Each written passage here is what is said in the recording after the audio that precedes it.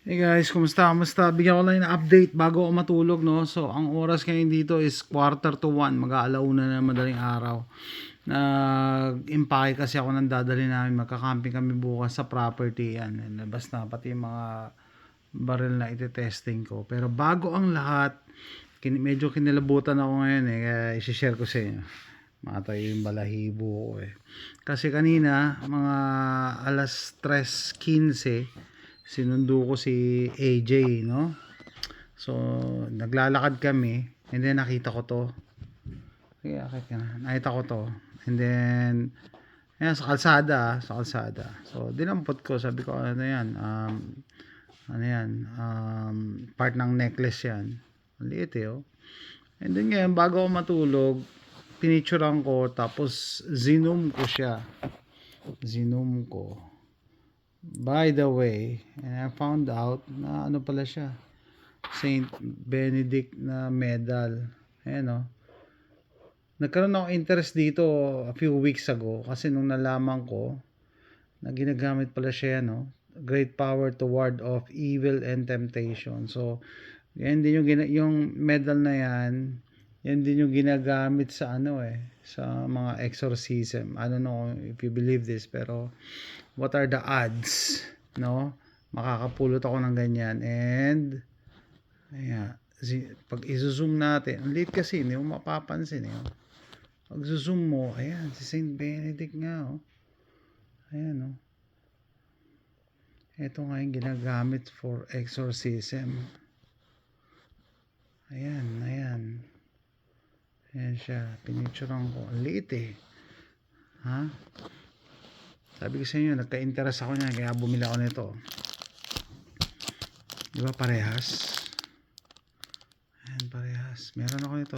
Siguro nabili ko to 3 months ago. 3 months ago ko to nabili. Hindi ko pa nga nabubuksan Hindi ko pa rin siya nabablog, no?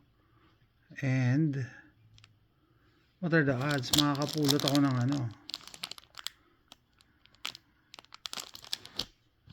pendant. Same. Ito yung ginagamit niya kasi kung napanood niyo sa Netflix yung si Russell Crowe, parang nag-exorcise siya ng mga demons, no? Ganito ginagamit niya yung malaki, tapos yung pinangarap. Kaya na-curious lang ako. Meron din kasi ako interest sa mga supernaturals, pero tatanungin ko kayo, what are the odds, no? Na makakapulot ako ngayong araw na to ng ganito. And ngayon madaling araw, ngayon ko lang na-realize na picturean ko, tapos i-zoom ko. Parehas. No? And ako pa naman yung tao na very sensitive sa mga ganito. And I believe things happen for a reason. May dahilan kung ba't ito napulot. I don't know kung pero hindi yan it did not happen by accident. Hindi yan accident lang. Diba? Yan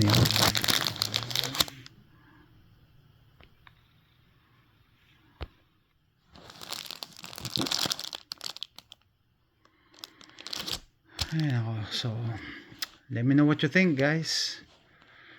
Nakakaano lang kasi to. Ayan siya. Parehas. Bakit ikaw yung... Yeah, ba't ako pa yung napili na makapulot nito? Hindi ko rin alam kasi sa dami ng diba? Yeah, things happen for a reason. I don't know kung ano yung reason, pero hindi ito accident. Kaya medyo kinilabutan ako kanina nung zinom ko. Sabi ko, dali. Ano to medal to ng medal ni Saint Benedict to. Mga Latin words yan EXSM Casino. Yan, Benedict.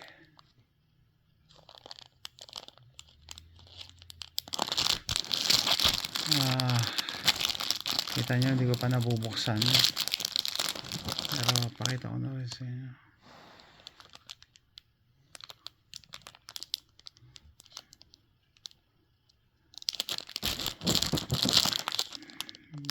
Binili ko to sa eBay eh. Galing pa yata tong Sri Lanka. Anyway, let me know what you think.